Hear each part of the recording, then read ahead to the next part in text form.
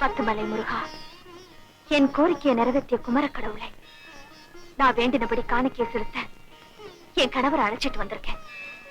எனக்கு முருகனை மனசார வேண்டிக்கிட்டு போய் முடி காணிக்கையை செலுத்திட்டு வாங்க. சேச்சே, முடியை கொடுத்துட்டு மொட்டை தலையை அடிக்க சொல்றீங்க? வேணா, முடிக்கு பதிலா கோல்டுல முடி செஞ்சு கொடுத்துடலாம். சுமார் என்னங்க இப்படி பேசுறீங்க? ஆண்டவன் நம்ம குடுக்கிற பொண்ணுக்கும் வைரத்துக்குமா எதிர்பார்த்துட்டு இருக்கான்? பின்ன என் ஒருத்தரோட முடிக்காக தான் முருகன் எதிர்பார்த்துட்டு இருக்கானே. இந்த பாரு, முருகன் பேரான என்ன அவலட்சணமாக்கிக்க நான் தயாரான. தன்னை வருத்திக்கிறதும் தான் அழக கொஞ்சம் குறைச்சிக்கிறதும் தான் தனக்குள்ள பக்திய மனப்பூர்வமா காட்டுற அறிகுறிங்க.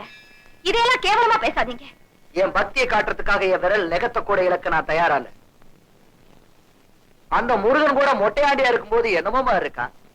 வாழ்வதற்கு அப்போட பார்க்கும்போது தான் பர்சனாலிட்டியா இருக்கான். நல்லா புரிஞ்சுக்கும். தப்பு தப்பு.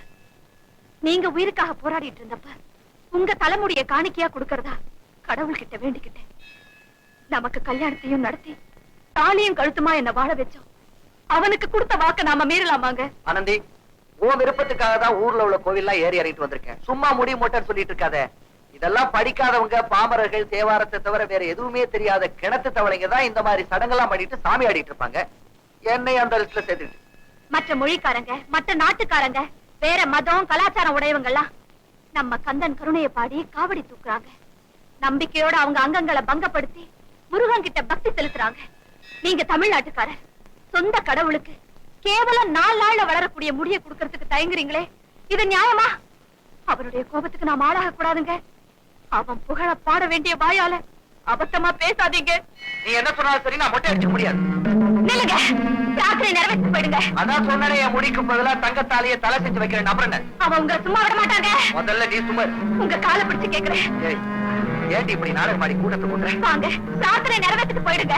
முடியாதுன்னா வாங்கண்ணா. முடியாது. ஐயோ!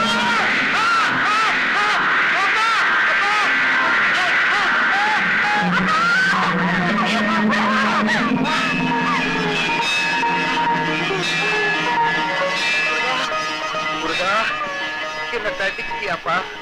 போதுப்பா, போதும். இதுக்கு மேல என்ன சோதிக்காத. நானா கொடுக்காத முடிய நீயா எடுத்துட்டியா?